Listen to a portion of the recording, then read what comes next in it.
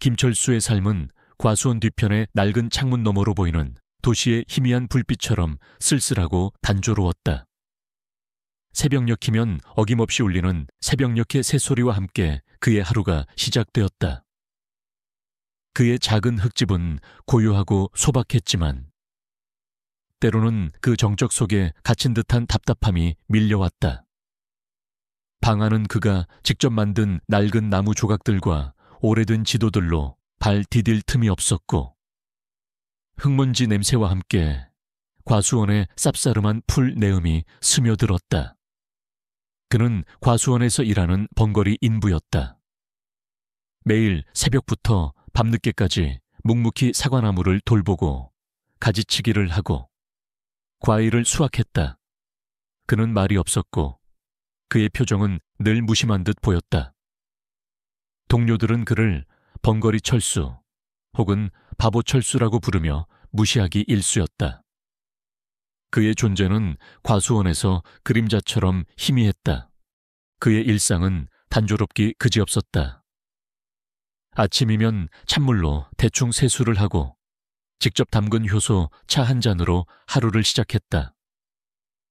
점심은 과수원에서 직접 기른 채소와 잡곡밥으로 때웠고 저녁은 동료들이 남긴 반찬과 함께 간단하게 해결했다.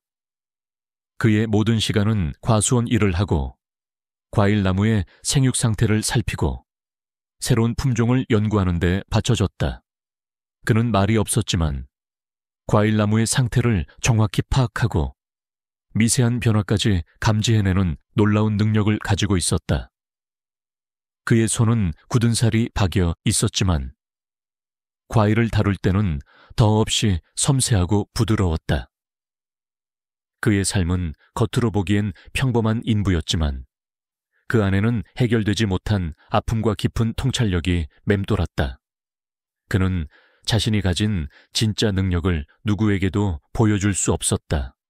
그럼에도 불구하고 철수의 마음속에는 꺼지지 않는 불씨 하나가 숨 쉬고 있었다. 바로 생명에 대한 변치 않는 존중과 약자에 대한 깊은 연민이었다.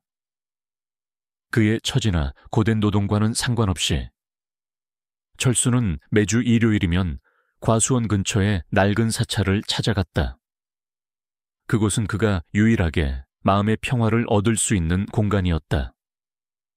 그는 그곳에서 자신처럼 세상에서 소외된 이들을 위한 봉사활동을 했다. 그는 사찰 근처에 사는 노인들의 파티를 돕거나 몸이 불편한 스님을 위해 무거운 짐을 날랐다.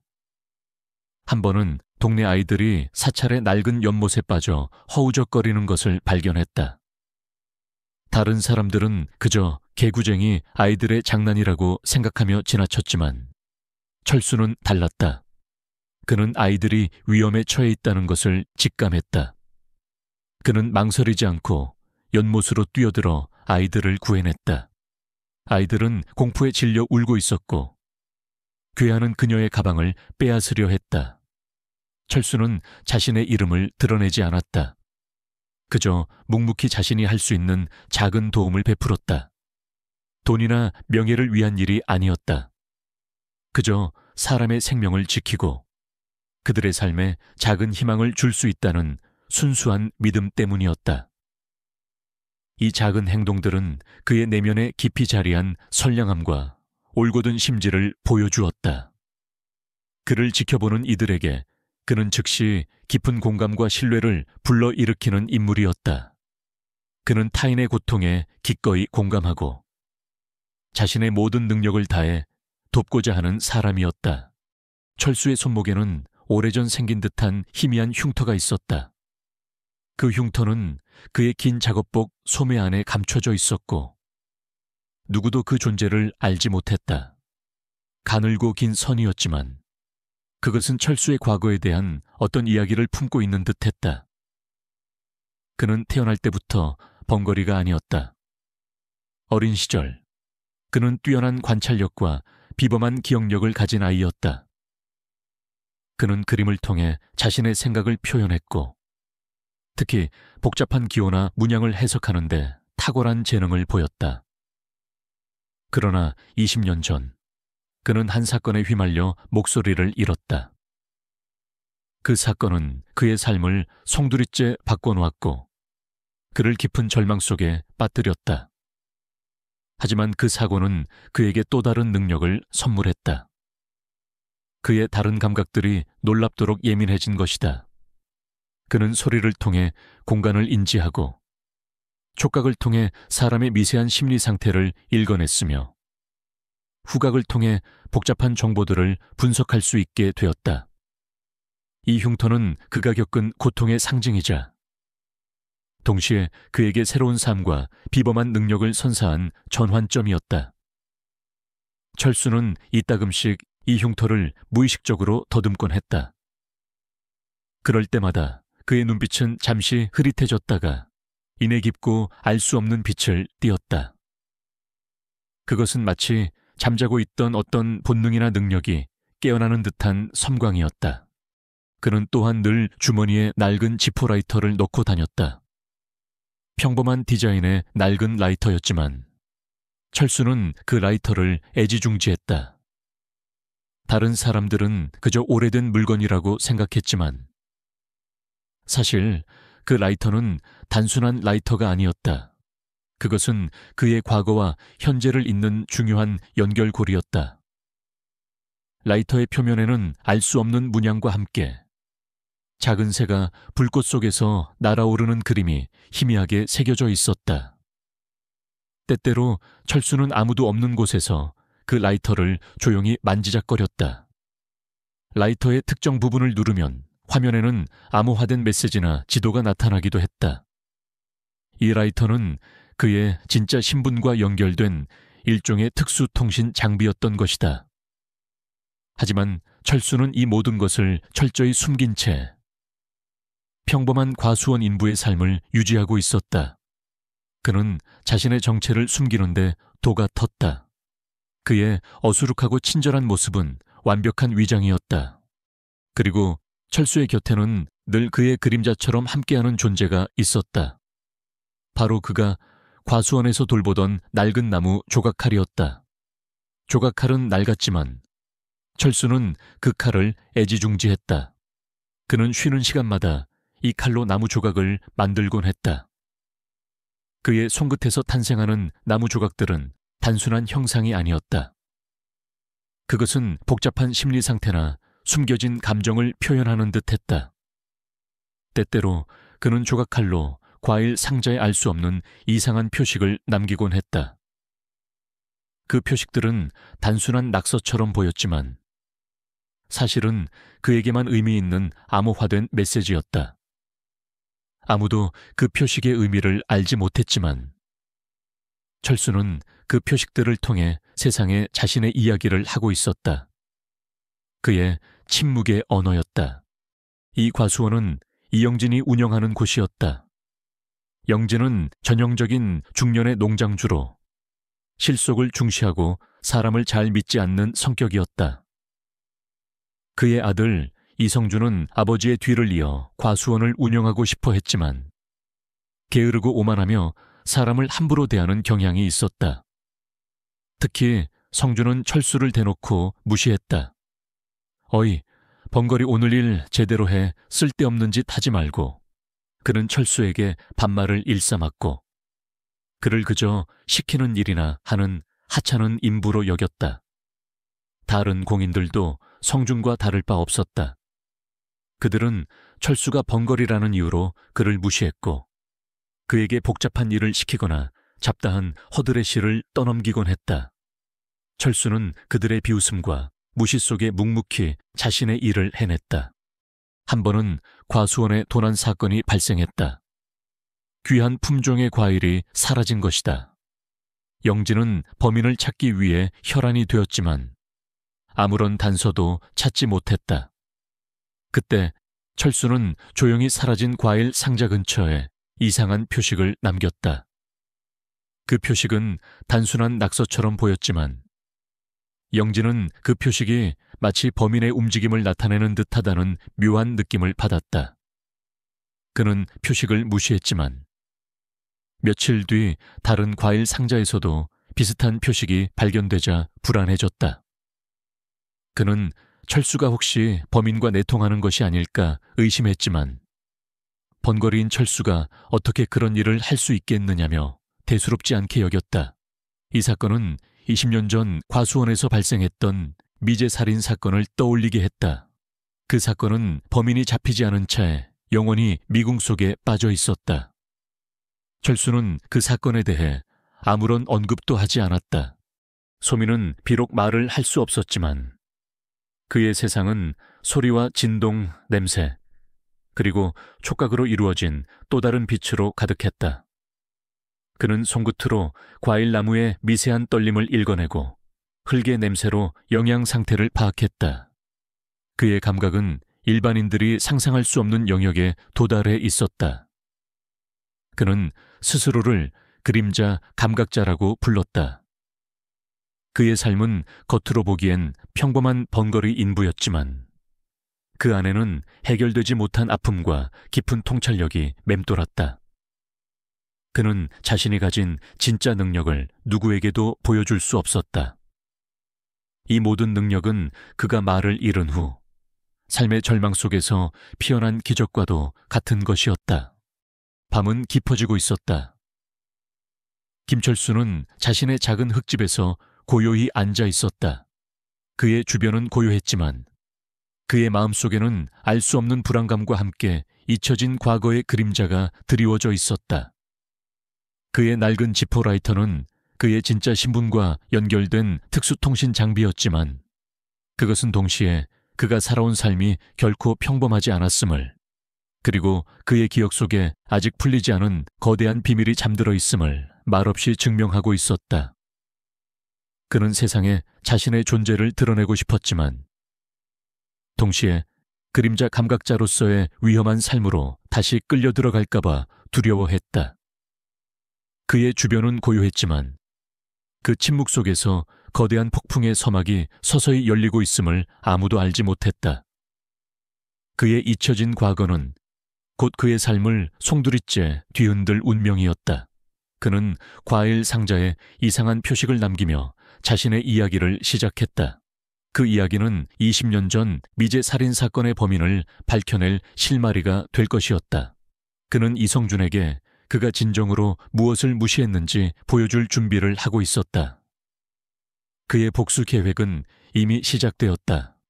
김철수의 삶을 감싸고 있던 단조로운 고요함은 그의 낡은 흙집 창문으로 스며드는 차가운 새벽 공기만큼이나 위태롭고 깨지기 쉬웠다. 평소 같으면 밤새 사과나무의 생육일지를 정리하거나 새로운 품종 연구 자료를 읽던 그의 책상 위에는 이제 붉은 글씨가 가득한 밀린 임대료, 독촉장과 과수원 운영비 고지서들이 어지럽게 쌓여 있었다. 그는 밤늦도록 잠 못 이루고 차가운 차를 마시며 멍하니 어둠 속을 응시했지만 텅 빈 통장, 장호만큼이나 그의 미래는 막막하게 느껴졌다. 그는 주어진 임무에 충실하고 또 충실했지만 세상은 그의 노력을 외면했고 그의 재능은 낡은 과수원에 갇힌 채 빛을 잃어가는 듯했다. 그의 곁에는 언제나 충직한 조각칼이 그림자처럼 함께했지만 그 칼마저도 그의 깊은 시름을 덜어줄 수는 없었다. 그날 아침도 여느 때와 다름없었다. 철수는 밤새 작성한 과일 수확량 예측 보고서를 검토하며 아침을 맞았다. 그의 마지막 희망이 담긴 작은 임무였다. 그때 과수원 사무실에서 그의 이름이 불려 나왔다. 주인 이영진의 목소리였다. 철수 씨, 잠시 사무실로 와줘. 그의 목소리에는 묘한 긴장감이 섞여 있었다. 철수는 직감적으로 불길한 예감을 느꼈다. 사무실에는 이영진과 그의 아들 이성준이 앉아 있었다. 이성준은 전형적인 젊은 후계자의 오만함을 풍겼다. 그는 서류 뭉치를 만지작거리며 철수를 얕잡아보는 시선으로 훑었다. 이영진의 얼굴에도 근심이 가득했지만 아들의 단호한 표정 앞에서 애써 침착함을 유지하려 했다. 철수 씨, 자네가 고생하는 건 알지만 과수원 사정이 좋지 않아. 인건비를 줄여야 할 상황이야. 영진은 말을 머뭇거렸지만 성주는 대놓고 비웃었다. 아버지, 뭘 그렇게 돌려 말해요. 이젠 시대가 바뀌었어요. 돈 안 되는 인력은 과감하게 정리해야 한다고요. 특히 김철수 씨처럼 번거리에 어수룩한 인부는 더 이상 우리 과수원에 필요 없습니다. 솔직히 말해서 번거리 인부는 짐일 뿐입니다. 이성준은 철수의 존재를 대놓고 무시하며 반말을 사용했다. 그는 철수를 그저 시키는 일이나 하는 하찮은 인부로 여겼고 번거리라는 사실을 약점 삼아 조롱했다. 당신처럼 말 못하는 사람에게 돈 줄 여유 따위는 없어요. 차라리 그 돈으로 기계를 사는 게 훨씬 효율적이지. 그의 목소리에는 냉철함과 함께 철수를 바보 취급하는 오만함이 담겨 있었다. 네오 같은 건 필요 없어. 넌 평생 짐일 뿐이야. 이 말은 단순한 비난이 아니었다. 그것은 철수의 모든 삶, 그의 과거, 그의 존재 자체를 부정하는 잔인한 선고였다. 철수는 숨이 막혔다. 그는 이를 악물었다. 성준의 얼굴은 교활한 위선으로 가득 차 있었다. 그는 로비에서 우연히 만난 성준이 자신을 비웃는 듯한 눈빛을 보냈던 기억을 떠올렸다. 그에게 철수는 그저 이름 없는 무능한 인부일 뿐이었다. 철수는 고통 속에서 몸부림쳤다. 그는 모든 것을 포기하고 싶었다. 세상의 불의에 맞서 싸울 힘도 의지도 남아있지 않은 듯했다. 그는 그저 조용히 살아가고 싶었다.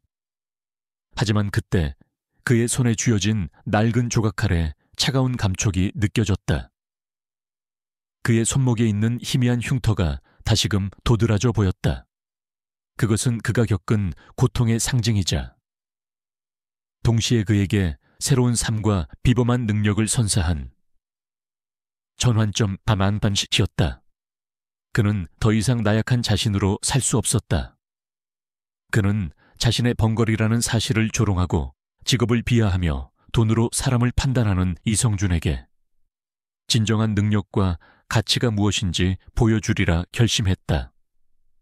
그의 심장이 다시 격렬하게 뛰기 시작했다.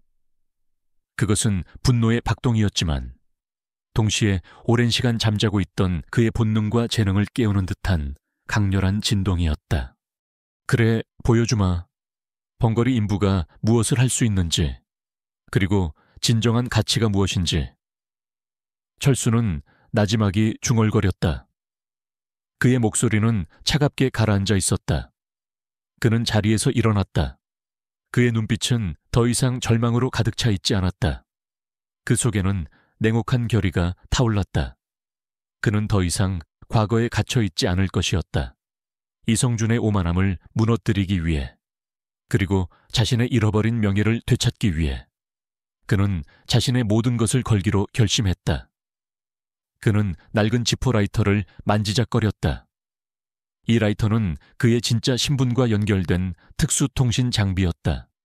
이것은 김철수에게 있어 더 이상 평범한 해고 통보가 아니었다.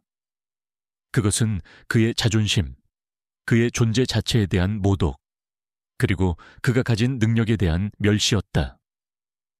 그는 이성준이 자신 없이는 과수원이 망할 것이라고 생각하지 못했음을 잘 알고 있었다.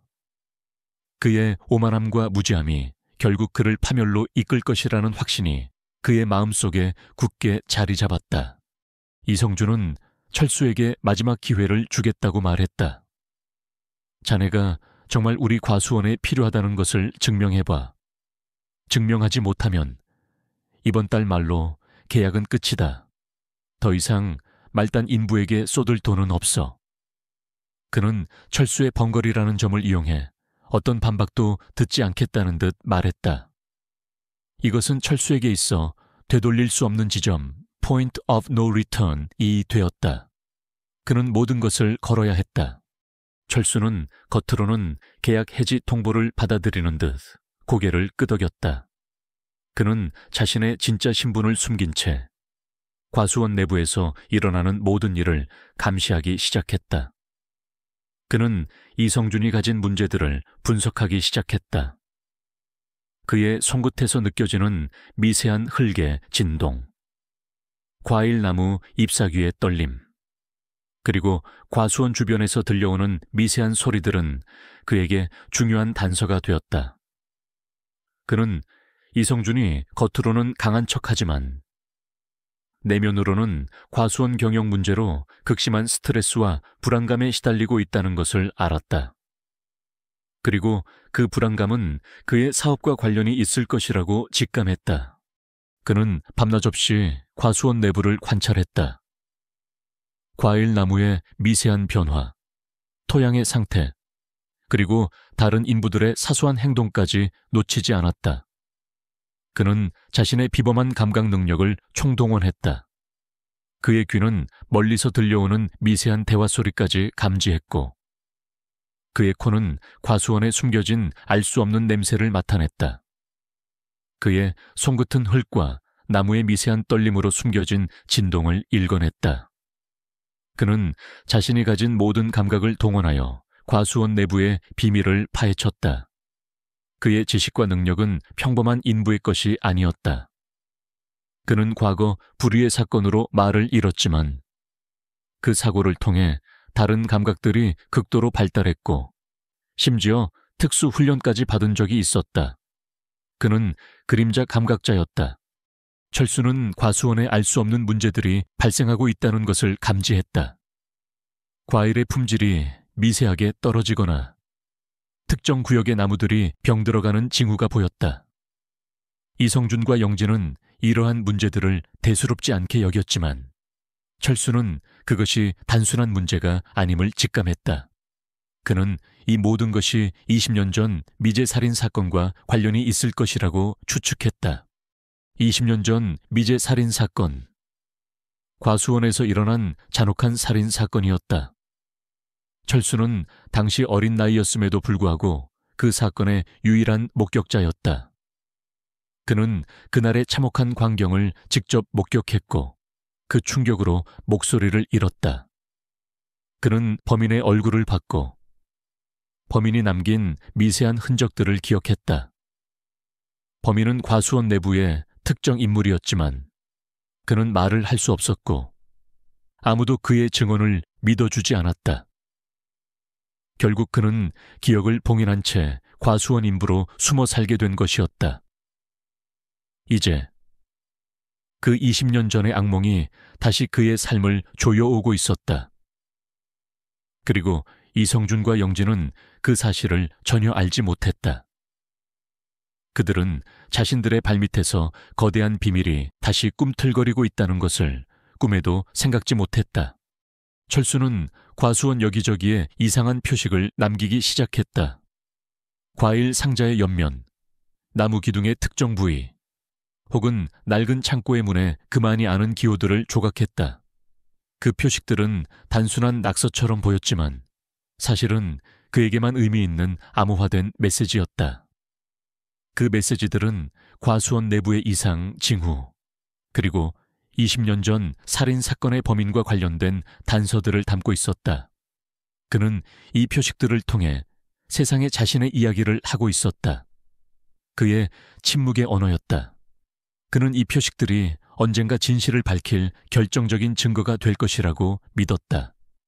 그는 이 표식들이 범인의 심리를 압박하고 그들의 움직임을 유도할 것이라고 예상했다.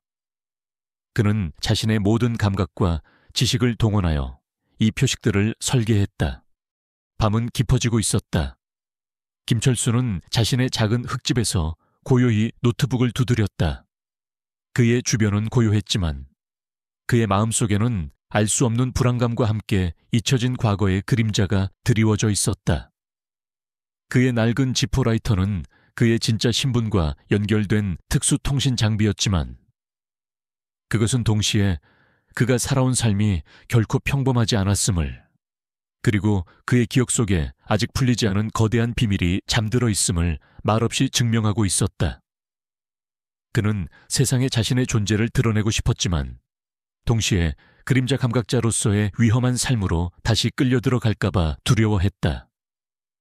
그의 주변은 고요했지만 그 침묵 속에서 거대한 폭풍의 서막이 서서히 열리고 있음을 아무도 알지 못했다. 그의 잊혀진 과거는 곧 그의 삶을 송두리째 뒤흔들 운명이었다.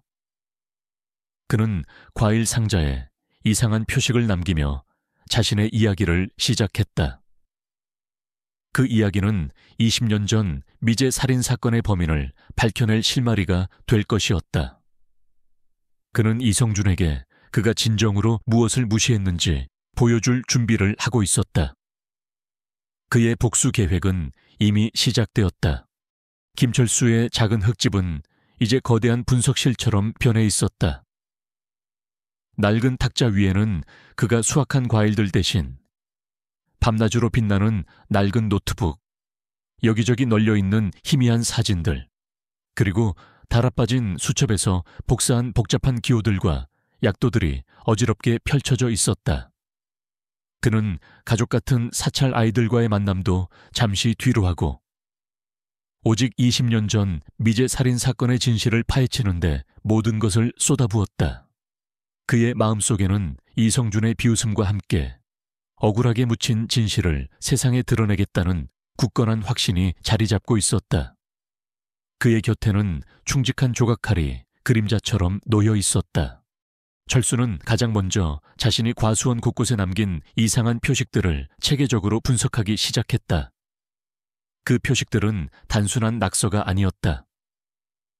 그것은 그가 20년 전 살인 사건을 목격한 후 범인의 움직임과 사건 현장의 미세한 변화를 자신만의 방식으로 기록해둔 암호화된 언어였다. 그의 비범한 관찰력과 사진 같은 기억력, 그리고 복잡한 기호를 해석하는 탁월한 재능이 이제 빛을 발했다.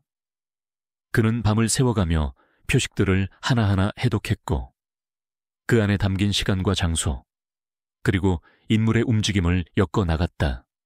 그의 눈은 피로로 붉게 충혈되어 있었지만 그 속에는 꺼지지 않는 지적 호기심과 진실을 향한 날카로운 집념이 빛났다. 수많은 시행착오 끝에 철수는 표식들이 가리키는 특정 위치들을 연결하여 20년 전 살인사건의 범인의 동선과 은폐된 증거들의 위치를 나타내는 정교한 약도를 완성했다. 약도는 과수원 내의 낡은 창고, 폐쇄된 헛간, 그리고 덤불이 우거진 외진 길목 등이 표시되어 있었다. 약도의 한쪽 구석에는 알아보기 힘든 작은 글씨로 그림자의 방감이요이라는 알 수 없는 이름이 쓰여 있었다. 철수는 그림자의 방이 무엇인지 알 수 없었지만 그것이 중요한 단서라고 직감했다. 그는 즉시 그림자의 방과 과수원의 지형, 그리고 20년 전 살인사건의 기록들을 더 깊이 파고들었다. 그는 낡은 지포라이터의 특수통신 장비를 통해 과거 사건 기록, 지형 분석 데이터, 그리고 과수원 내부의 폐쇄회로 CCTV 기록까지 접근하려 시도했다. 그의 손목에 희미하게 남아있는 흉터는 마치 그가 과거에 얼마나 위험하고 은밀한 작업들을 해왔는지를 말없이 증명하는 듯했다. 그는 자신이 가진 모든 감각을 동원하여 과수원 내부의 비밀을 파헤쳤다. 그의 귀는 멀리서 들려오는 미세한 대화 소리까지 감지했고 그의 코는 과수원에 숨겨진 알 수 없는 냄새를 맡아냈다. 그의 손끝은 흙과 나무의 미세한 떨림으로 숨겨진 진동을 읽어냈다. 이 모든 정보가 그의 머릿속에서 하나의 거대한 그림으로 맞춰지고 있었다. 철수는 자신의 힘만으로는 이 모든 것을 한 번에 폭로하기 어렵다는 것을 직감했다. 그는 믿을 수 있는 조력자가 필요했다. 그때 그의 머릿속에 과수원 근처 파출소에 새로 부임한 젊은 경찰, 최지혜 경사 최지혜 씨가 떠올랐다. 최 경사는 날카로운 직감과 뛰어난 수사 능력을 가진 인물로 20년 전 미제 사건에 대해 남다른 관심을 가지고 있었다. 그녀는 최근 과수원 주변에서 발생한 작은 도난 사건들을 수사하면서 범인의 흔적에서 묘한 패턴을 발견하고 있었다.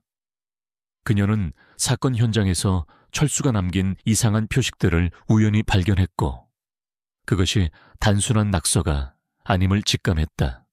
철수는 최지혜 경색에 익명으로 메시지를 보냈다. 메시지에는 과수원 내부의 이상 징후, 그리고 20년 전 살인사건의 범인과 관련된 단서들을 암호화하여 첨부했다. 그리고 자신의 진짜 정체를 암시하는 듯한 알 수 없는 단서를 흘렸다. 최지혜 경사는 메시지를 받고 깜짝 놀랐다. 그녀는 메시지에 첨부된 자료들을 꼼꼼히 검토했다. 그리고 그 자료들이 단순한 조작이 아니라 실제 사건과 관련된 증거임을 확인했다. 그녀는 그 증거들이 자신의 직감과 일치한다는 것에 소름이 돋았다. 최지혜 경사는 선택적인 증언의 인물이었다. 그녀는 철수가 보낸 자료의 파괴력에 경악했다. 그녀는 이 사건을 개인적으로 해결할 수 없다는 것을 알았다. 그녀는 조심스럽게 자신의 상세에게 이 비리 의혹을 보고했지만 상사는 20년 전 미제 사건은 이미 오래된 사건이라며 재수사를 꺼려했다. 하지만 최지혜 경사는 포기하지 않았다. 그녀는 자신의 인맥을 동원하여 본청 내부에 있는 베테랑 수사관에게 이 자료를 은밀히 전달했다. 그녀는 철수가 단순한 번거리 인부가 아니라 치밀하게 복수를 준비하는 그림자 속의 전문가임을 어렴풋이 짐작하기 시작했다. 그녀는 철수의 능력과 올곧은 심지에 감명받았다.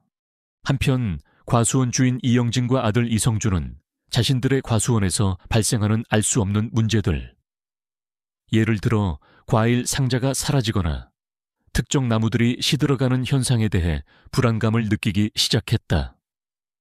그들은 외부 보안팀을 고용하여 과수원 내부를 감시하고 철수가 남긴 이상한 표식들을 찾아내 지우려 했다. 도대체 누가 우리 과수원을 노리는 거야? 당장 찾아내. 이성준의 목소리는 분노와 초조함으로 떨렸다. 그는 누군가 자신의 과거를 파헤치려 한다는 것을 직감했다. 그는 철수를 직접적으로 의심하지 않았다.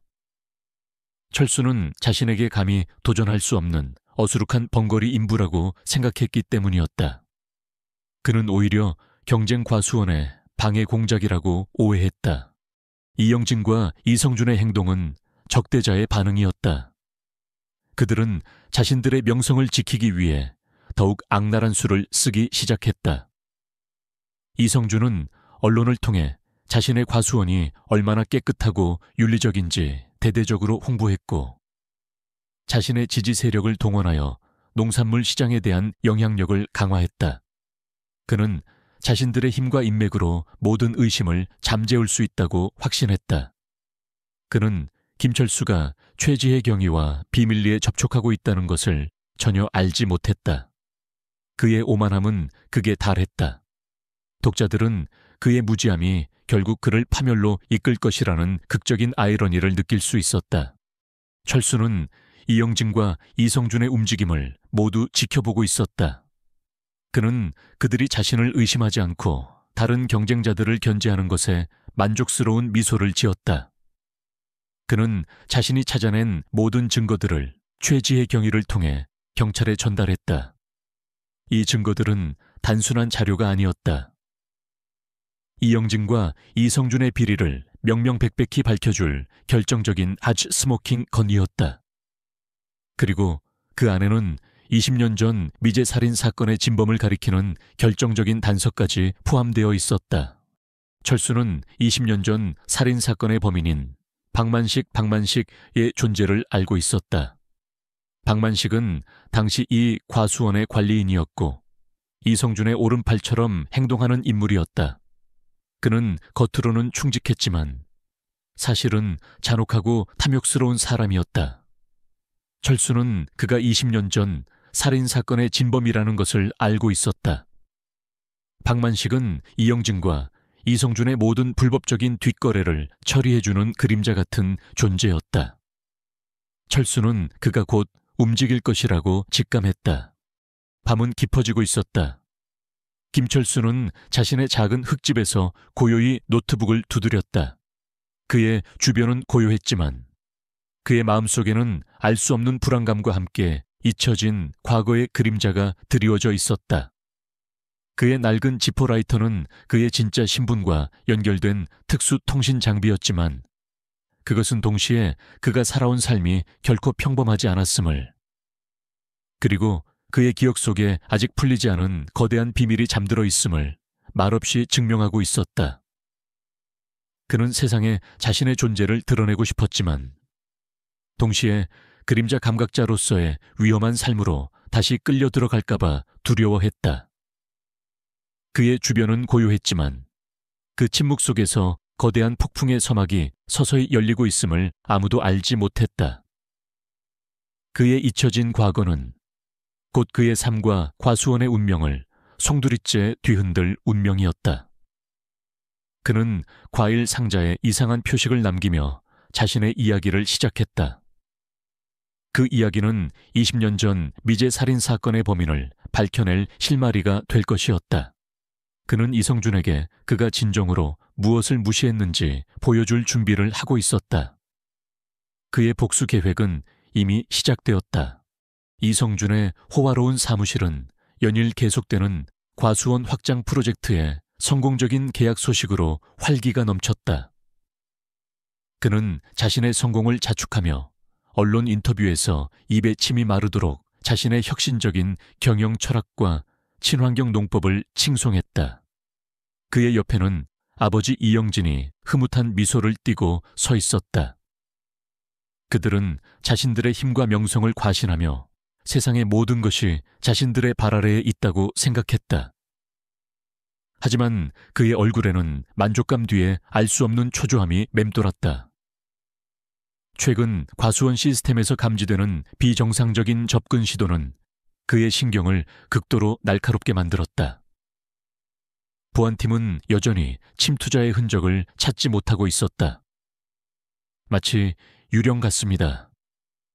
대표님, 흔적을 남기지 않고 사라집니다. 보안팀장의 보고는 이성준의 불안감을 더욱 증폭시켰다. 그는 단순한 경쟁 과수원의 견제가 아니라는 섬뜩한 예감을 지울 수 없었다.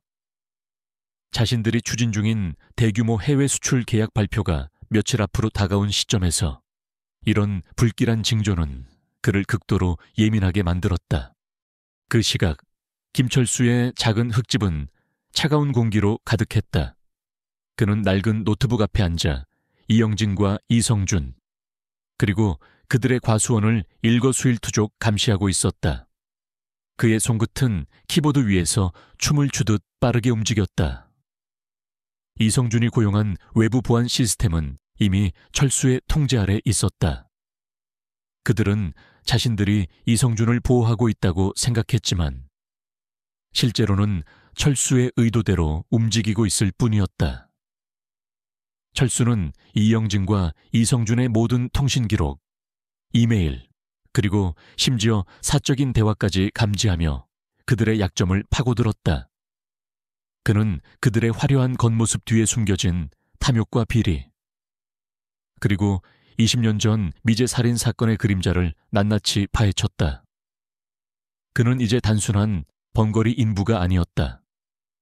그는 숨겨진 진실을 추적하는 그림자 감각자였다. 철수는 이영진과 이성준을 직접적으로 공격하지 않았다. 대신 그는 치밀하게 계산된 방식으로 그들의 명성에 조금씩 균열을 내기 시작했다.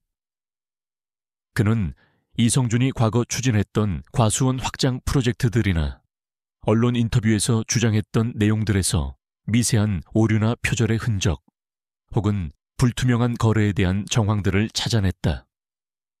그의 귀는 그들의 거짓말 속에서 미세한 주파수 변화를 감지했고, 그의 손끝은 문서의 질감이나 인쇄 방식의 미세한 차이로 위조 여부를 파악했으며, 그의 코는 특정 인물이 남긴 냄새로 그들의 감정 상태나 거짓말을 읽어냈다.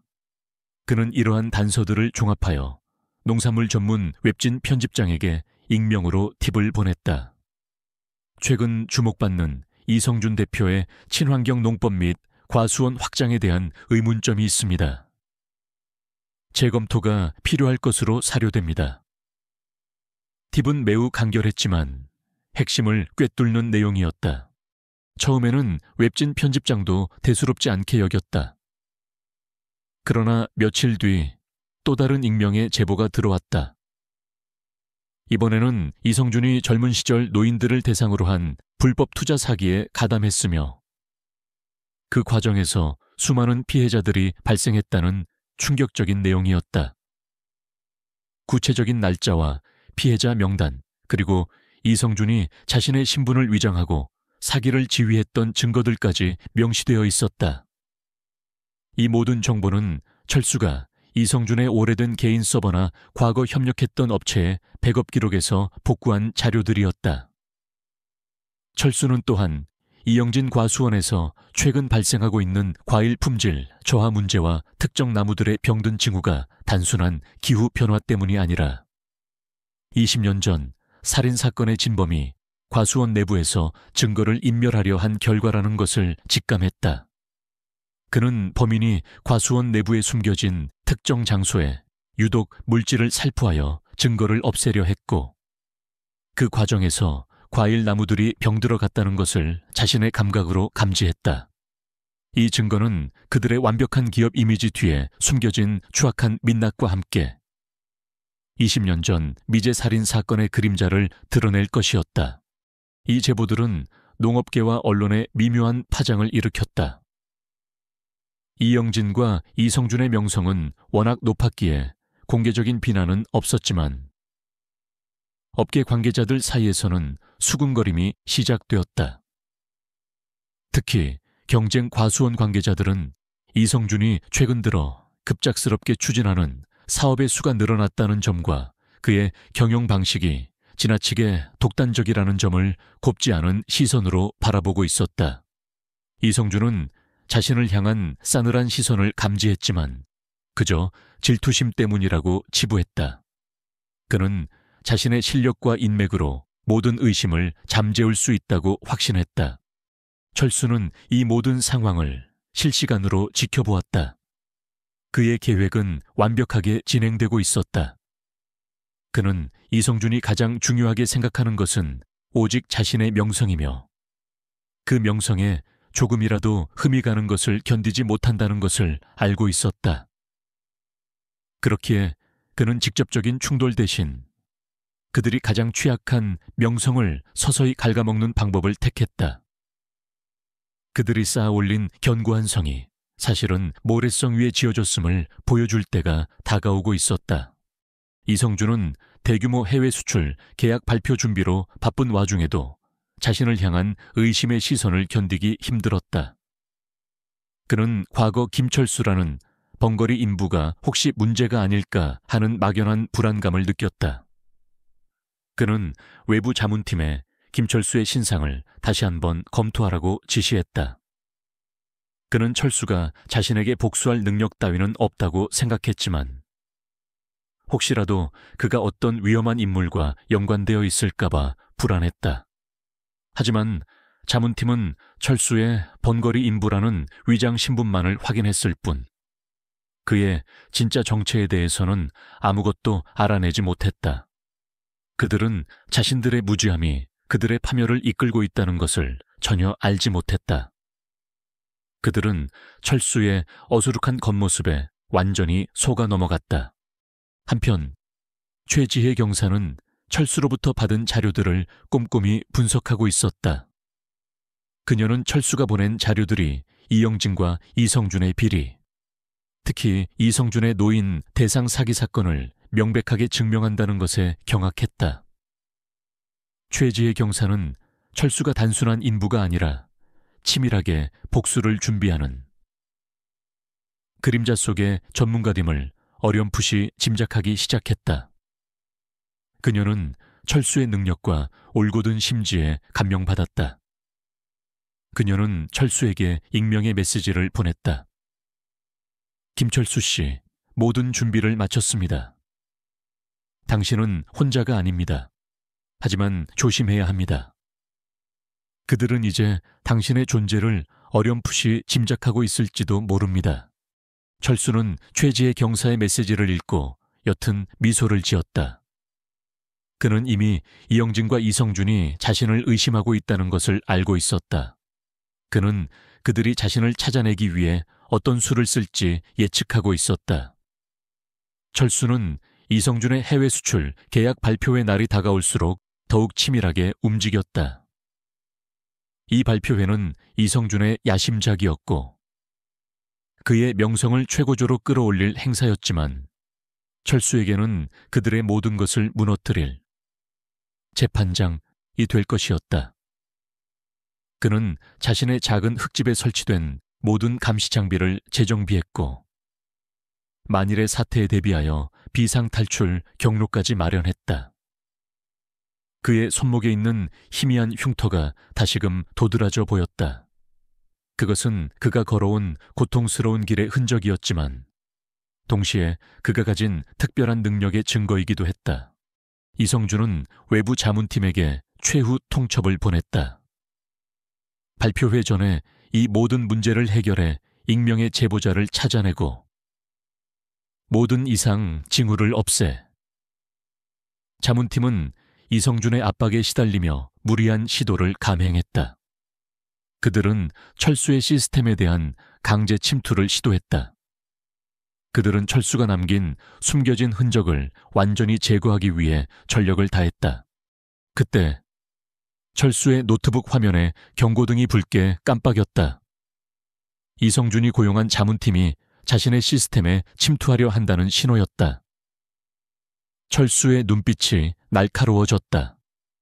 그는 침착하게 키보드를 두드려 침투자들을 역으로 추적하기 시작했다. 그의 손놀림은 마치 숙련된 외과의사가 수술을 하듯 정교하고 빨랐다. 그는 침투자들의 IP 주소를 역추적하여 그들의 위치를 파악했고 그들의 시스템에 바이러스를 심어 모든 정보를 마비시켰다. 이성준이 고용한 자문팀은 순식간에 무력화되었고 그들은 자신들의 컴퓨터가 먹통이 되자 당황하며 아무것도 할 수 없었다. 이성준은 자문팀으로부터 시스템이 알 수 없는 공격을 받아 마비되었습니다. 침투자를 역추적할 수 없습니다. 라는 보고를 받고 경악했다. 그의 얼굴은 새파랗게 질렸다. 말도 안 돼. 도대체 누가 이런 짓을 한단 말이야. 그는 자신이 알지 못하는 거대한 힘이 자신을 조여오고 있음을 직감했다. 그제야 그는 김철수의 존재를 어렴풋이 떠올렸다. 혹시 그 번거리 인부 녀석이 살아 돌아온 것일까? 아니, 그럴 리가 없었다. 그는 철수를 완전히 무시했었기에 그가 이런 일을 벌일 능력이 있을 거라고는 상상조차 할 수 없었다. 그는 자신이 알 수 없는 거대한 세력에 의해 음모를 꾸며지고 있다고 착각했다. 이성준의 불안감은 극에 달했다. 그는 대규모 해외 수출 계약 발표를 앞두고 악몽에 시달렸다. 그는 마치 거대한 거미줄에 걸린 나비처럼 허우적거렸다. 철수는 이영진과 이성준, 그리고 그들의 과수원 관리인 이 박만식의 모든 심리 상태를 파악하고 있었다. 철수는 박만식이 20년 전 미제 살인 사건의 진범이라는 것을 알고 있었다. 박만식은 당시 과수원의 관리인이었고 이성준의 오른팔처럼 행동하는 인물이었다. 그는 겉으로는 충직했지만 사실은 잔혹하고 탐욕스러운 사람이었다. 철수는 그가 곧 움직일 것이라고 직감했다. 박만식은 최근 과수원에서 발생한 과일 도난 사건과 품질 저하 문제의 배후에 있었고 이는 20년 전 살인 사건의 증거를 은폐하려던 시도 때문이었다. 철수는 그들이 가장 두려워하는 것은 자신들의 치부가 세상에 드러나 명예를 잃는다는 것임을 알고 있었다. 그렇기에 그는 그들의 불안감을 극대화하여 스스로 무너지게 만들 계획이었다. 철수는 마지막 준비에 돌입했다. 그는 이성준의 해외 수출 계약 발표회 행사장의 네트워크 시스템과 발표 시스템을 미리 파악하고 그 시스템을 무력화할 수 있는 방법을 연구했다. 그는 자신의 모든 능력을 총동원했다. 그의 작은 흙집에서는 밤새도록 키보드 소리가 멈추지 않았다. 그는 이제 단순한 피해자가 아니었다. 그는 이성준과 이영진 그리고 박만식의 모든 것을 무너뜨릴 치밀한 계획을 세우는 복수의 건축가였다. 그의 손에 쥐어진 낡은 지포라이터는 단순한 장비가 아니었다. 그것은 그들의 명성을 파괴하고 철수 자신의 잃어버린 진실을 되찾을 강력한 무기였다. 해외 수출 계약 발표 후의 전날 밤, 철수는 잠시 모든 작업을 멈췄다. 그는 낡은 조각칼로 나무 조각을 만들었다. 작은 새가 불꽃 속에서 날아오르는 모습이었다. 그것은 그의 마음속에 있는 희망과 부활을 상징했다. 그는 창밖을 바라보았다. 밤하늘은 고요했지만 그의 마음속은 폭풍전야처럼 긴장감이 감돌았다. 그는 이성준 가족의 모든 것을 무너뜨려야 했다. 하지만 그 복수의 끝에 그에게 남는 것은 무엇일까? 승리가 아니면 또 다른 공허함일까? 그는 알 수 없었다. 다만 한 가지 분명한 것은 그는 이제 더 이상 물러설 곳이 없다는 것이었다. 이성준의 오만함과 편견, 그리고 20년 전 미제 살인 사건의 그림자, 이 모든 것을 되찾기 위해 그는 정면으로 맞서야 했다. 그의 손목에 있는 희미한 흉터가 다시금 도드라져 보였다. 그것은 그가 걸어온 고통스러운 길의 흔적이었다. 그리고 이제 그 길의 끝에서 그는 자신의 모든 것을 걸고 마지막 싸움을 준비하고 있었다. 해외 수출 계약 발표회는 그들에게 단순한 발표장이 아니었다.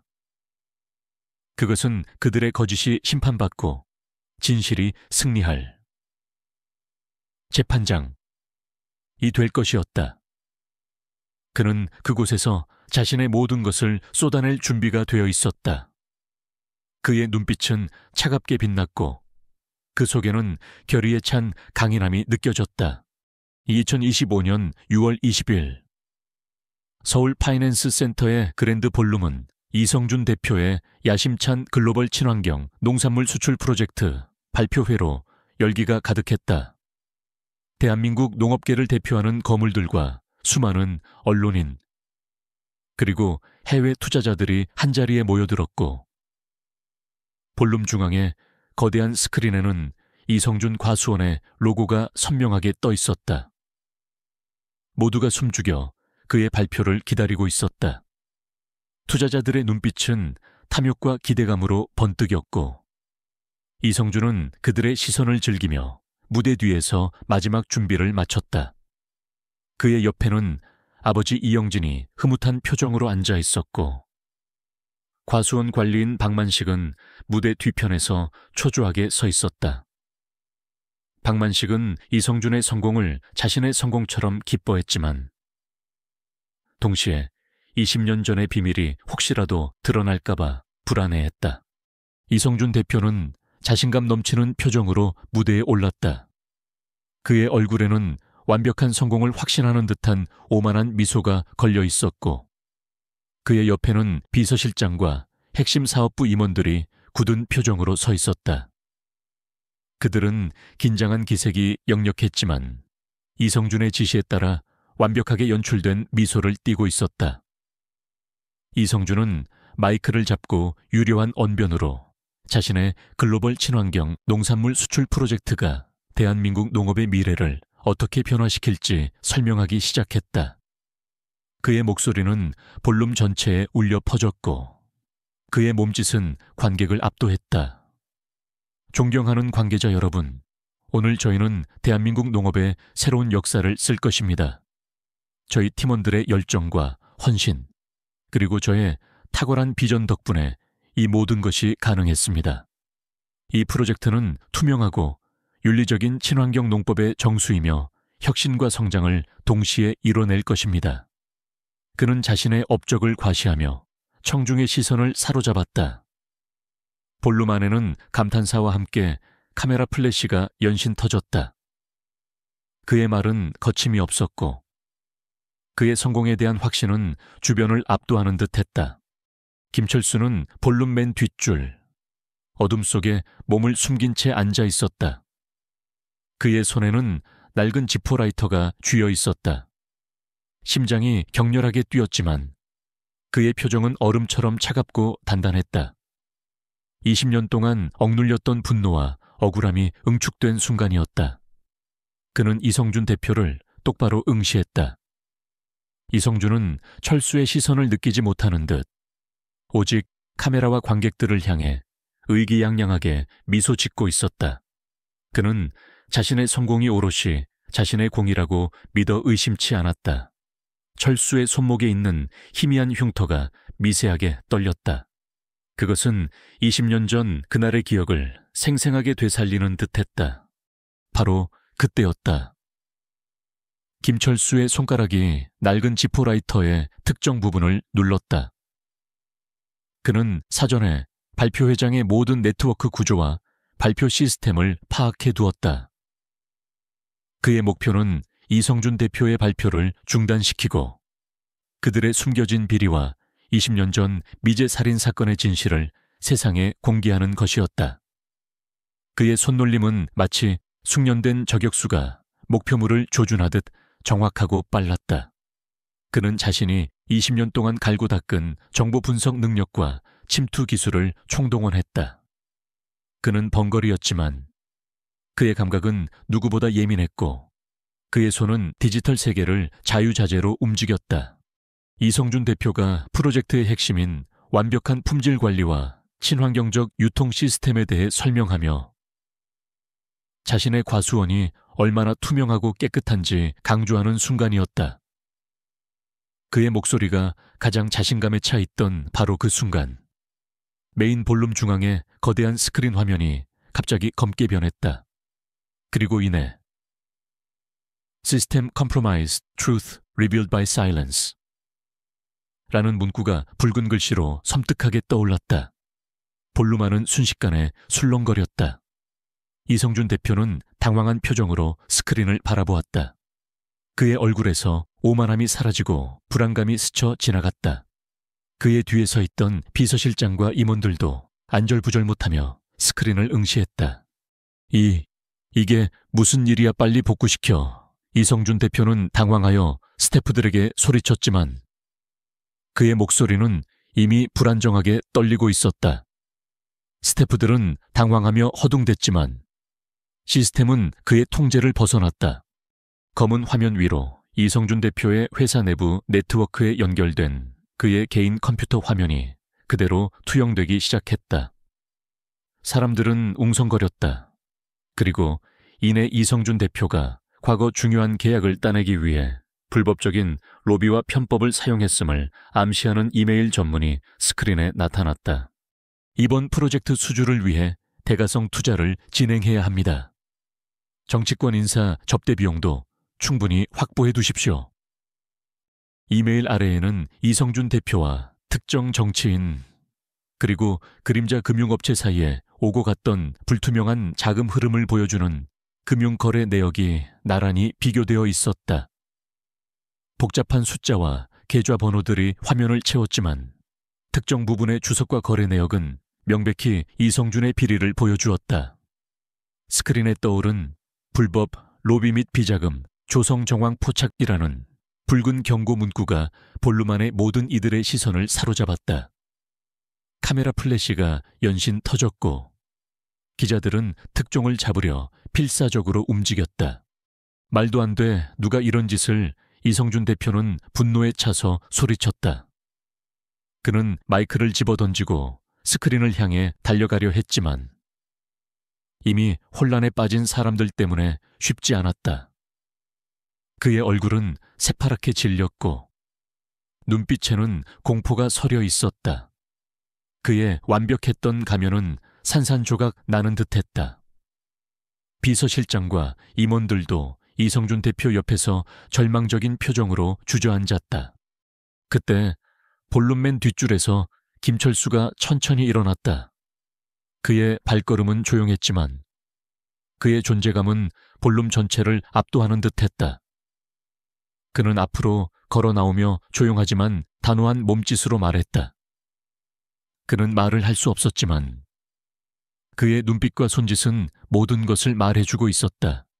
그 글로벌 친환경 프로젝트는 사실 부패와 불법 위에 세워진 사상 누각이었습니다. 그리고 당신들의 오만함이 이 진실을 외면하게 만들었습니다. 볼륨하는 순간 정적에 휩싸였다. 모든 시선이 김철수에게로 쏠렸다.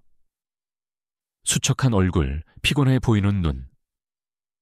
그리고 낡은 작업복 차림새의 철수는 화려한 무대 위에 이성준 대표와 극명한 대비를 이루었다. 하지만 그의 눈빛은 흔들림 없는 확신과 진실을 담고 있었다. 이성준 대표는 김철수를 보자마자 몸을 떨었다. 번거리 인부, 김철수, 네가 어떻게 여기에 감히 어디서 거짓말을 짓거려.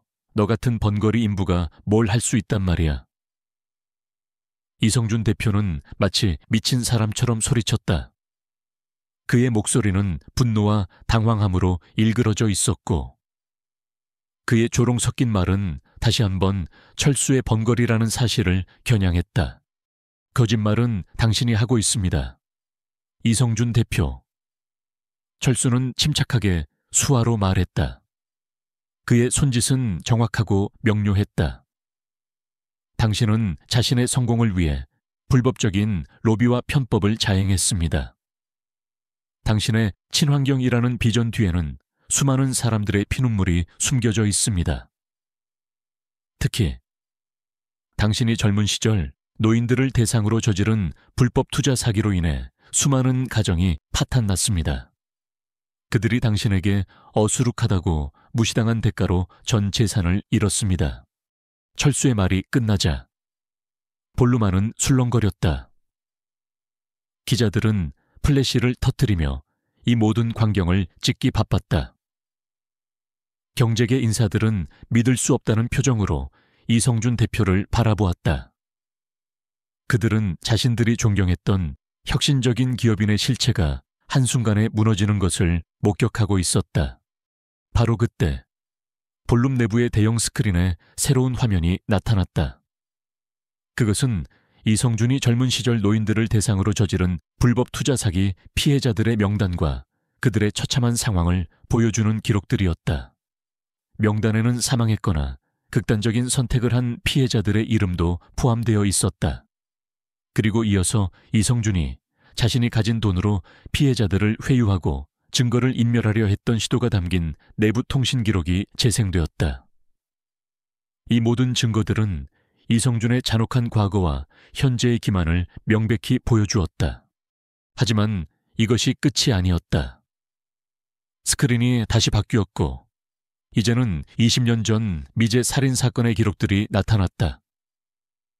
희미한 흑백 사진 속에는 사건 현장과 함께 당시 과수원 관리인이었던 박만식 이 흐릿한 뒷모습이 보였다. 그리고 그 옆에는 당시 어린아이였던 철수의 어렴풋한 뒷모습도 함께 잡혀 있었다. 화면 하단에는 특정 과일 상자에 새겨진 이상한 표식. 이 클로즈업되어 되어 나타났다. 그 표식은 철수가 직접 남긴 것이었다. 이 표식은 범인의 동선과 증거 은폐 장소를 가리키고 있습니다. 그리고 그 범인은 바로 박만식입니다. 철수는 수화로 단호하게 말했다. 볼륨하는 충격으로 얼어붙었다. 20년 전 미제 살인 사건의 범인이 밝혀지는 순간이었다. 박만식은 무대 뒤편에서 이 모든 광경을 지켜보고 있었다. 그의 얼굴은 새파랗게 질렸고 눈빛에는 극도의 공포가 서려 있었다. 그는 도망치려 했지만 이미 늦었다. 최지혜 경사님 출동. 무대 뒤편에서 최지혜 경사와 수사관들이 등장했다. 최지혜 경사는 박만식에게 다가갔다. 그녀의 얼굴은 결의로 가득했다. 그녀는 박만식에게 수갑을 채웠다. 박만식 씨, 당신은 20년 전 살인 사건의 범인으로 긴급 체포됩니다. 그리고 이성준 대표, 당신은 불법 로비, 비자금 조성 사기, 그리고 살인사건 은폐 공모 혐의로 함께 체포됩니다. 그녀의 목소리는 단호했다. 그녀의 뒤에는 과거 김민호에게 사기를 당해 모든 것을 잃었던 노인 피해자들이 수사관들의 부축을 받으며 서 있었다. 그들은 김민호의 얼굴을 노려보았다. 이성준 대표는 충격에 바닥에 주저앉았다. 그의 아버지 이영진은 아들의 체포에 망연자실한 표정을 지었다. 박만식은 비명을 지르며 발버둥 쳤지만 수사관들에 의해 제압되었다. 그들의 완벽했던 가면은 산산조각 났고 그들의 삶은 이제 막 나락으로 떨어지기 시작했다. 철수는 무대 위에서 조용히 서 있었다. 그의 눈은 앞을 보지 못했지만 그의 얼굴은 빛나고 있었다. 20년 만에 그는 다시 자신의 진짜 이름과 신분으로 빛을 발하게 되었다. 그의 손목에 있는 희미한 흉터는 이제 더 이상 아픈 기억의 흔적이 아니었다. 그것은 그가 겪어낸 모든 고통과 시련을 이겨낸 승리의 증표처럼 느껴졌다. 그의 복수는 완벽하게 성공했지만 그의 마음속에는 통쾌함보다는 깊은 평화가 찾아왔다. 진실은 언제나 승리한다는 것을 그는 증명했다. 이영진은 아들의 체포에 망연자실했지만 철수의 진실에 대한 열정에 경외감을 느꼈다. 그때 최지혜 경사가 철수에게 다가왔다. 그녀의 눈에는 눈물이 가득했지만 그 눈은 철수를 향한 존경과 자부심으로 빛나고 있었다. 그녀는 철수의 손을 잡았다. 김철수 씨, 당신이 정말 이 모든 것을. 그녀는 말을 잇지 못했다. 철수는 최지혜의 손을 꽉 잡았다. 그는 그녀에게 고개를 끄덕였다. 이제 모든 것이 괜찮아질 거예요. 최지혜는 고개를 끄덕였다. 그녀는 철수의 모든 것을 받아들였다. 이제 새로운 시작이었다. 볼룸의 웅장한 문이 닫히자 바깥 세상의 혼란스러운 소음이 다시금 김철수를 감쌌다. 이성준 대표와 그의 아버지 이영진, 그리고 살인사건의 진범 박만식까지 수사관들에게 이끌려 연행되어 나가는 모습은 뉴스 속보로 전국에 실시간으로 전해졌다.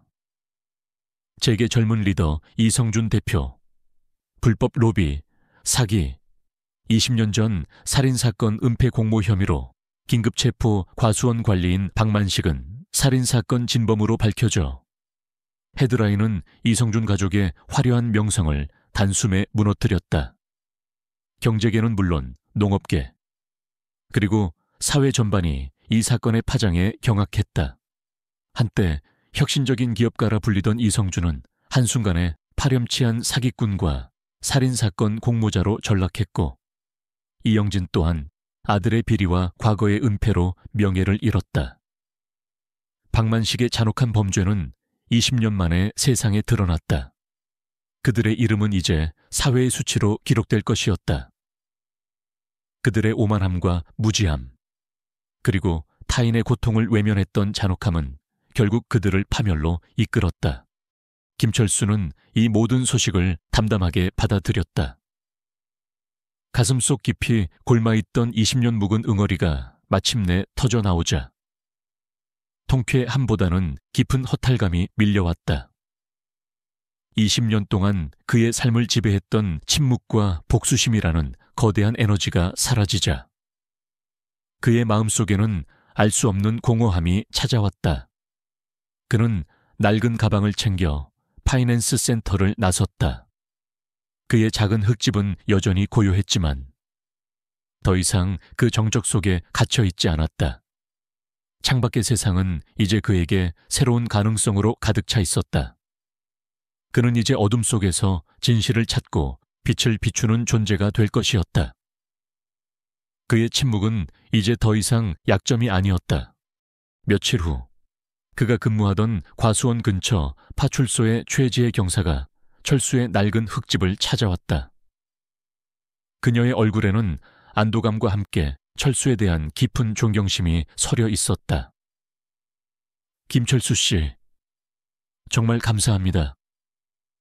당신 덕분에 20년 전 미제 살인 사건의 진범이 밝혀졌습니다. 그리고 이성준 대표에게 사기당했던 어르신들도 모두 구제받을 수 있게 되었습니다. 당신이 번거리 인부가 아니라 그림자 감각자라는 사실에 저는 정말 놀랐습니다. 당신은 진정한 영웅입니다. 최지혜 경사의 목소리에는 진심 어린 감탄과 함께 복잡한 감정이 묻어 있었다. 그녀는 철수의 진짜 신분을 알게 된 것에 대한 놀라움과 동시에 그동안 철수를 그저 어수룩한 번거리 인부로 생각했던 자신에 대한 미안함을 느꼈다. 철수는 최지혜 경사를 따뜻하게 맞이했다.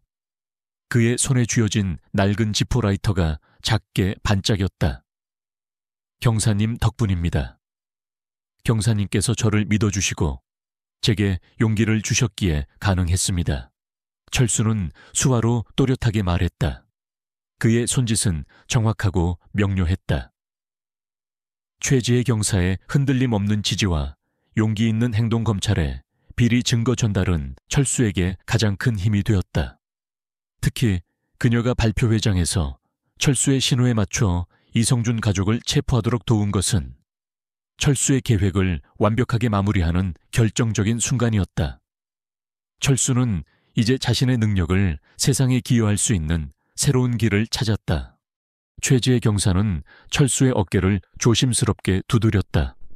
아니요, 김철수 씨의 용기와 비범한 능력이 이 모든 것을 가능하게 했습니다. 당신이 20년 동안 겪었을 고통을 생각하면 정말 죄송할 따름입니다. 당신은 어수룩한 인부가 아니었어요. 당신은 이 사회에 숨겨진 영웅이셨습니다. 이제 당신이 있어야 할 곳으로 돌아가야 합니다. 당신의 그 빛나는 재능과 올곧은 심지가 세상에 필요한 때입니다. 최지혜 경사의 말은 철수의 마음속 깊이 울려 퍼졌다.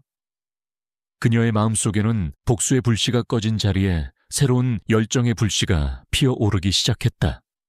그는 더 이상 혼자가 아니었다.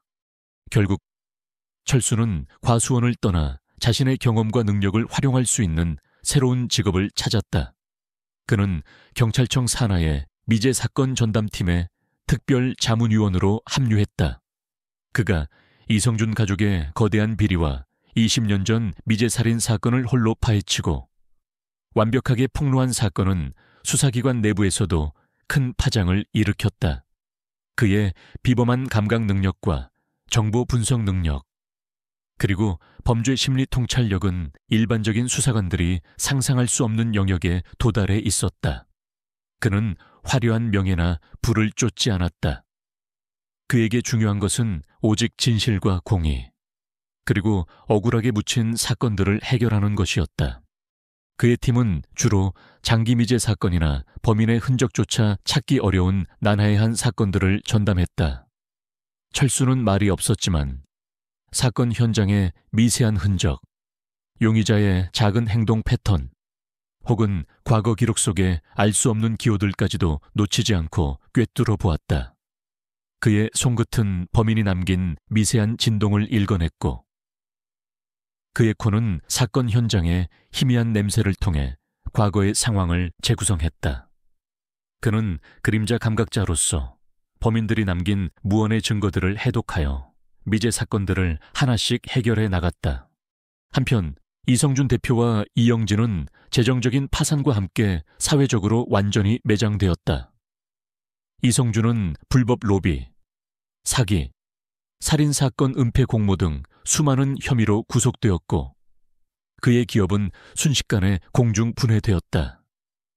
이영진 또한 아들의 비리와 과거 살인사건 은폐, 공모 혐의로 함께 수사를 받으며 모든 명예를 잃었다.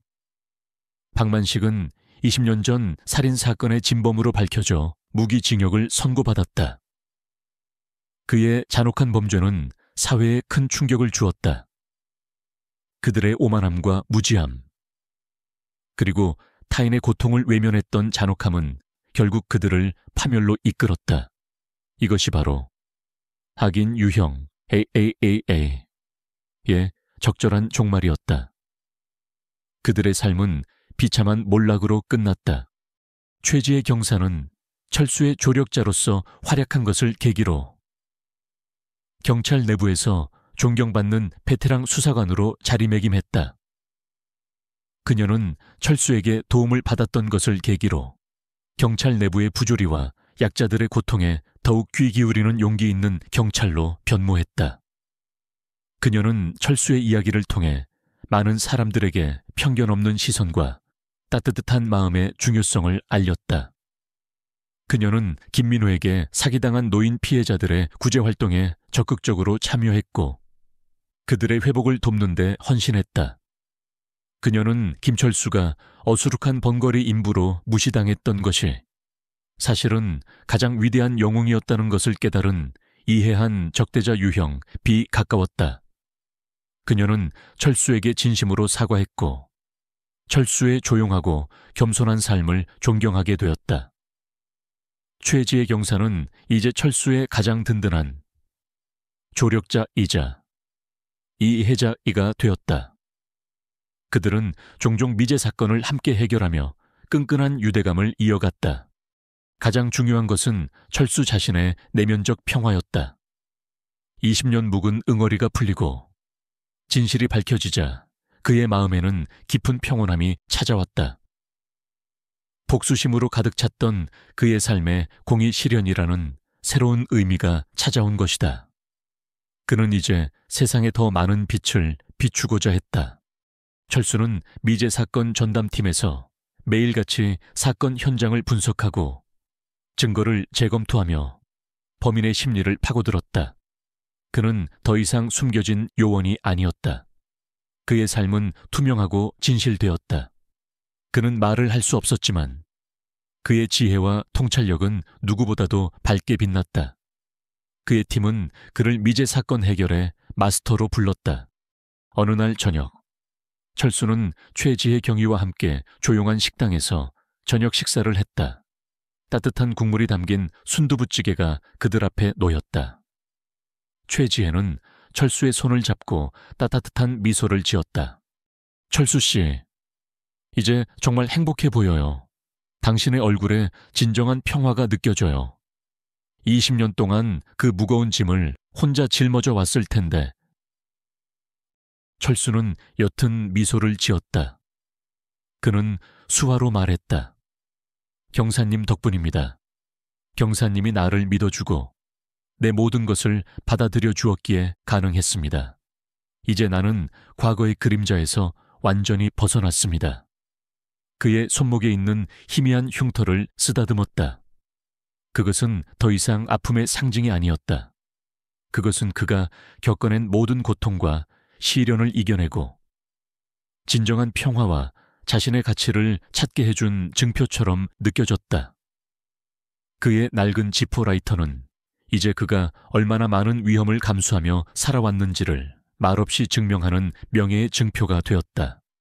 철수 씨, 앞으로 어떻게 할 생각이에요? 이대로 계속 미제 사건만 해결할 건가요? 최지혜가 조심스럽게 물었다. 철수는 고개를 끄덕였다. 그는 수화로 답했다. 나는 내가 있어야 할 곳에서 내가 할 수 있는 일을 할 겁니다. 하지만 이제는 혼자가 아니에요. 경사님과 같은 동료들이 있기에 어떤 어려움도 이겨낼 수 있습니다. 나는 계속해서 억울하게 묻힌 진실을 밝히고 사회의 공의를 수호할 겁니다. 하지만 이제는 나만의 행복도 지킬 거예요. 철수의 눈빛은 단단한 결의와 함께 깊은 평화가 담겨 있었다. 그의 삶은 이제 새로운 평화를 찾았다. 그것은 단순히 복수에 성공해서 얻은 평화가 아니었다. 그것은 자신의 잃어버린 명예와 진짜 정체성을 되찾고 진정한 평화를 발견하며 얻은 내면의 평화였다. 그는 다시 빛을 발하기 시작했다. 그리고 그 빛은 그가 걸어갈 앞으로의 길을 환하게 비춰주고 있었다.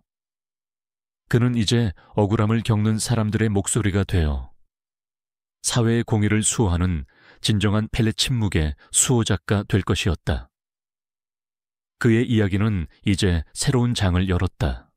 몇 년 후 김철수의 삶은 과거의 그림자에서 완전히 벗어나 놀라운 균형과 깊은 평화를 찾았다. 그는 더 이상 외로운 번거리 인부도 고독한 그림자 감각자도 아니었다. 그는 사랑하는 동료와 함께 미제 사건 해결의 최전선에서 묵묵히 활약하는 대한민국 최고의 비언어 분석 전문가였다. 그의 삶은 이중적이었지만 그 속에서 진정한 의미의 행복과 충만함을 발견했다. 그는 그림자 속에서 진실을 찾고 빛을 비추면서도 밝은 빛 아래에서 사랑하는 동료들과 평범한 일상의 소중함을 만끽하는 진정한 의미의 두 번째 봄을 살고 있었다. 그의 존재는 이제 미제 사건을 해결하는 데 없어서는 안 될 핵심적인 인물이 되었다. 철수는 경찰청 산하의 미제 사건 전담팀에서 혁신적인 비언어 분석 기술을 개발하고 있었다. 그의 연구팀은 말이 없는 증거, 즉 미세한 흔적, 행동 패턴, 그리고 사건 현장의 비물질적 정보들을 분석하여 범인의 심리를 파고들고 억울하게 묻힌 진실을 밝혀냈다. 그의 연구는 수사계와 과학수사대에 큰 반향을 불러일으켰고 그는 학회에서 비언어 분석에 새로운 지평을 열었다는 찬사를 받았다. 그는 자신의 경험과 능력을 바탕으로 범인들의 미세한 심리 상태나 숨겨진 범죄 동기를 정확히 파악했고 그들의 거짓을 낱낱이 파헤쳤다. 그는 이제 미제 사건 해결의 마스터이자 진실의 해독자로 불리며 수사계의 존경을 한 몸에 받았다. 그의 곁에는 언제나 충직한 파트너이자 친구인 최지혜 경사가 그림자처럼 함께했다. 최 경사는 이제 경감으로 승진하여 미제 사건 전담팀의 팀장으로 철수와 함께 일했다. 그들의 유대감은 더욱 깊어져 서로의 마음을 눈빛만으로도 읽어내는 경지에 이르렀다. 최 경사는 철수의 미세한 몸짓이나 눈빛 변화를 통해 그의 생각을 정확히 이해했고 철수는 최경희의 목소리, 톤이나 숨소리를 통해 그녀의 감정을 읽어냈다. 그들은 함께 수많은 미제 사건들을 해결하며 억울하게 죽은 자들의 목소리가 되어주었다. 철수는 자신의 경험과 능력을 통해 세상에 되돌려주는 삶을 살기 시작했다. 그는 김철수 비언어 분석 연구 재단을 설립하여 어려운 환경에서도 비언어 분석 전문가의 꿈을 키우는 젊은 사람들에게 장학금을 지급하고 실질적인 교육 프로그램을 제공했다. 그는 재단의 이사장으로서 직접 강단에 서서 학생들을 가르쳤다. 자신의 과거와 같은 아픔을 겪거나 자신의 능력을 제대로 발휘하지 못하는 후배들을 멘토링하며 그들이 잠재력을 최대한 발휘할 수 있도록 도왔다. 그는 그들에게 말할 수 없어도 세상에 더 많은 것을 이야기할 수 있다. 고 가르쳤다. 그의 가르침은 수많은 사람들에게 깊은 울림을 주었다. 그는 또한 자신의 익명 계좌를 통해 침묵하는 피해자들을 위한 비밀 지원 기금 단편을 설립했다. 이 기금은 그가 과거 그림자 감각자로서 수행했던 임무를 통해 얻은 불법 자금이나 회수된 범죄 수익금 중 일부를 활용하여 사기나 범죄 피해로 고통받는 약자들을 비밀리에 지원하는 데 사용되었다. 그는 언론에 드러나지 않게 묵묵히 자신의 방식으로 약자들에게 희망을 선사했다. 때로는 최지의 경위와 협력하여 직접 현장을 방문하여 어려운 피해자들을 비밀리에 상담해주거나 그들의 법률 비용을 지원하기도 했다.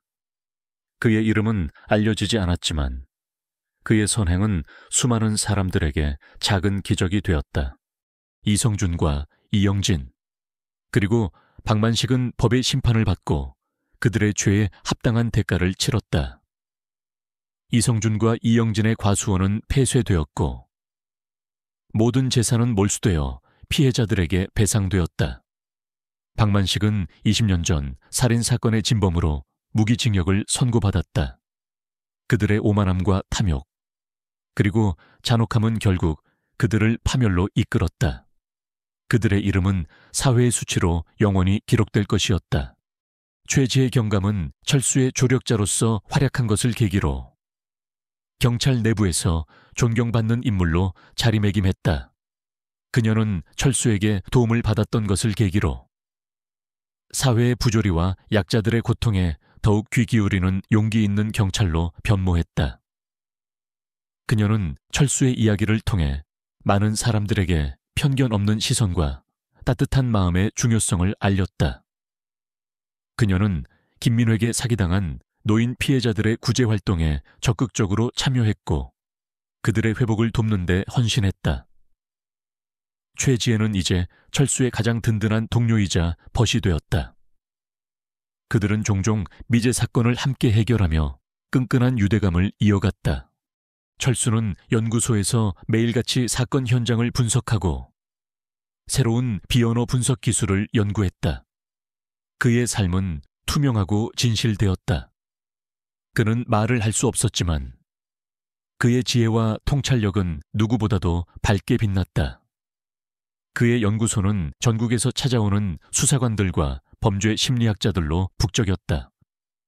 그는 억울하게 묻힌 진실을 밝히고 범인들의 숨겨진 심리를 꿰뚫어보는 진정한 수사관의 눈으로 불렸다. 어느 날 저녁, 철수는 최지의 경감과 함께 조용한 식당에서 저녁 식사를 했다. 따뜻한 국물이 담긴 순두부찌개가 그들 앞에 놓였다. 최지혜는 철수의 손을 잡고 따뜻한 미소를 지었다. 철수 씨, 이제 정말 행복해 보여요. 당신의 얼굴에 진정한 평화가 느껴져요.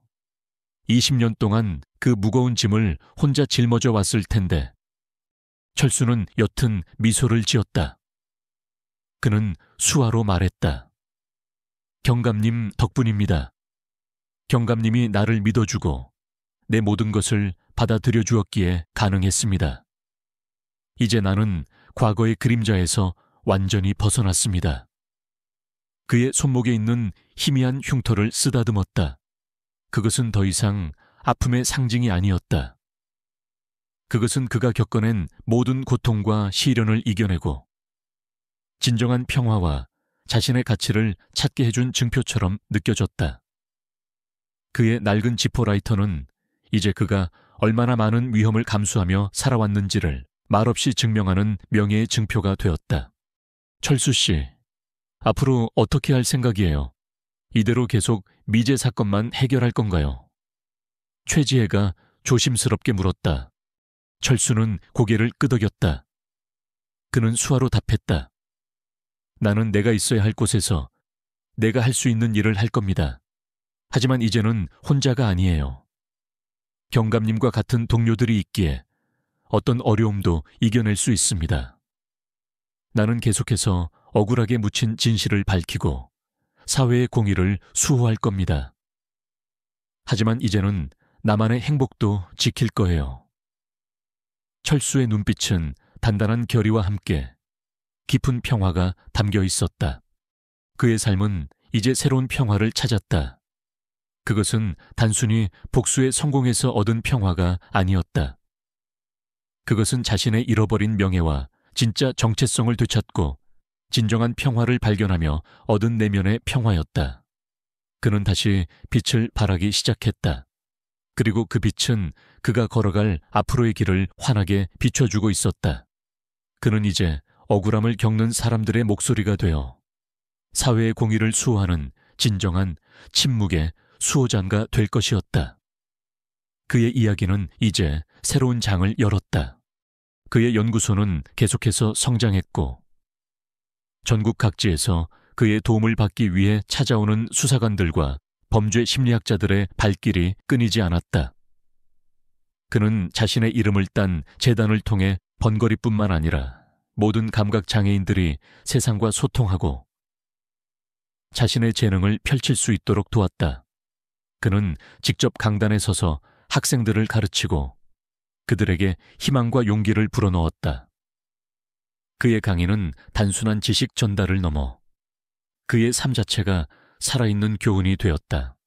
한 번은 그가 재단에서 열린 세미나에서 강연을 마치고 돌아올 때 한 젊은 번거리 학생이 그에게 다가왔다. 학생은 수화로 떨리는 목소리로 말했다. 선생님 덕분에 제가 다시 꿈을 꿀 수 있게 되었습니다. 선생님은 제 삶의 등대입니다. 철수는 학생의 손을 잡고 따뜻하게 미소 지었다. 그의 손끝에서 학생의 마음속에 있는 희망과 열정이 느껴졌다. 그는 자신의 노력이 헛되지 않았음을 다시금 깨달았다. 철수는 다시 자신의 흙집 창밖을 바라보았다. 멀리 보이는 과수원의 불빛들은 마치 수많은 사람들의 희망이 살아 숨 쉬는 듯 했다. 그는 이제 어떤 어려움도 두렵지 않았다. 그의 곁에는 최지의 경감과 같은 동료들이 있었고 그의 뒤에는 그를 지지하고 믿어주는 수많은 사람들이 있었다.